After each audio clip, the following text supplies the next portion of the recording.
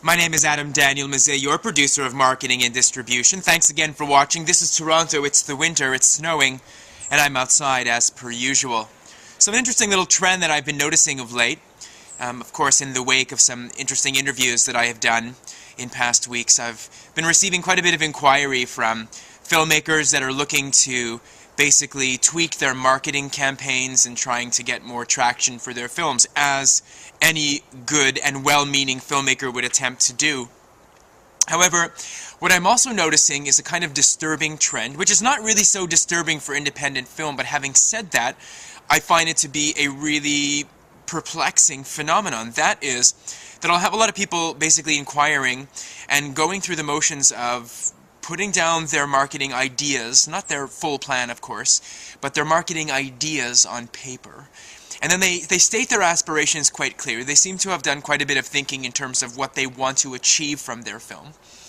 They also state what they've done up until the present moment, and they clearly identify that there is a need for them to punch up their marketing tactics to some degree, but then kind of, whether it comes out in the first email or on the subsequent reply, people basically make the bold announcement that there's no budget for marketing. That's possible. Again, it's fully plausible in the independent film and music scenes. We're not expected to see indies flush with cash with their pockets brimming with dosh. We understand that it's extremely Spartan kind of early goings, and it's not something that people necessarily have scads of cash to throw money on. Naturally, they don't have that much money for budgets to even shoot principal photography, so why would they have money for marketing and distribution? We're not even talking about the new 50-50 here, whereby you take half of your budget which you allocate for marketing and distribution and half of your budget for principal photography. We're not talking about that.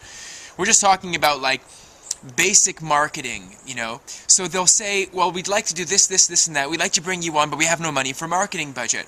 Well, I have to announce to everybody, and I'm sure my colleagues in PMDing will gracefully agree, that you can't really get much out of a PMD if you don't really pay them. You know, the amount of work that it takes to get you seated in various communities and to conduct negotiations with content aggregators and to organize live events and to basically get on the phone and play phone tag with, let's say, theater bookers or with co-partnership sponsors for various live events that we want to conduct for your film. That takes a lot of time, and that's time that can be devoted for PMDs' other activities. I mean, to name a few, some PMDs have families. They don't really have time to devote to things that don't give them some kind of remuneration. Moreover, and this goes back to some original things I was saying in previous video blogs, if you don't pay your PMD, how do you expect them to do good work for you? I mean, the whole idea is that you get somebody very enthused about your film, somebody who's not necessarily you or your producer, that goes to the wall to get your film the necessary traction that it deserves. If that person is not 100% on side, that means if you don't book their time off, those people are busy. PMDs are busy. We are busy people. We have other clients whose needs we also serve, and we also have research that we have to do, and we also have lives. So that means that we have to allocate our time effectively. It means we have to allocate our time precisely. Most PMDs have very rigid schedules. They know exactly when things are happening. Mornings are for content generation, afternoon is for research, evenings are for client work, maybe late evenings for films, things like that. It's like a typical PMD schedule. I've talked about this in other places. If you don't pay your PMD, it's kind of, don't expect them to work for you. It's as simple as that. You're kind of wasting your time in making the entreaty. Now, here's a strategy I understand. If you're trying to bring your PMD on board in an initial project, realizing that the money is going to come later for other projects, in what's called like a kind of a back-end deal, or a kind of situation where you develop a rapport, that's fine. But announce that in advance. Don't try to like dragoon your PMD in to do like a full-on job and then sort of like sucker punch them later that there's no budget for marketing. It's just not going to work that way. I really don't think that it's a wise move not to have a PMD. Naturally, I would say so because I am one, but I just don't see why you wouldn't want to start audience engagement early. Again, I've said that here in the video blog in many places. If you don't work your audience early, how are you going to be able to transfer them from project to project? You can't just sledgehammer an audience unless you're an A-list star, and even then it's not possible. You can't just wallop your audience over the head and say, okay, follow me now, are you ready? because there's so many things for everybody else to pay attention to.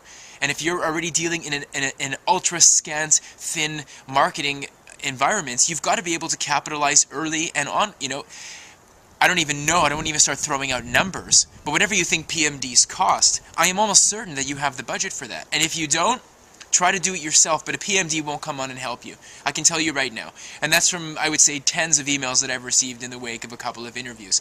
It just won't work. Don't expect to have a PMD be enthusiastic about that. Again, I'm sure my colleagues would agree. That's just something that I was noticing. And thanks again for watching. And of course, if you need a PMD, definitely pick up a copy of Think Outside the Box Office, which is John Reese's groundbreaking book. Get in touch with me, Adam Daniel Mezei at PMD for Hire. Evidence that the snow's in full effect. PMDforHire.com or any one of the other colleagues that are out there. We all do pretty fantastic jobs. I encourage you to get in touch with them. They're all great people. Talk to you soon. See you again. Hopefully the snow will be up to here.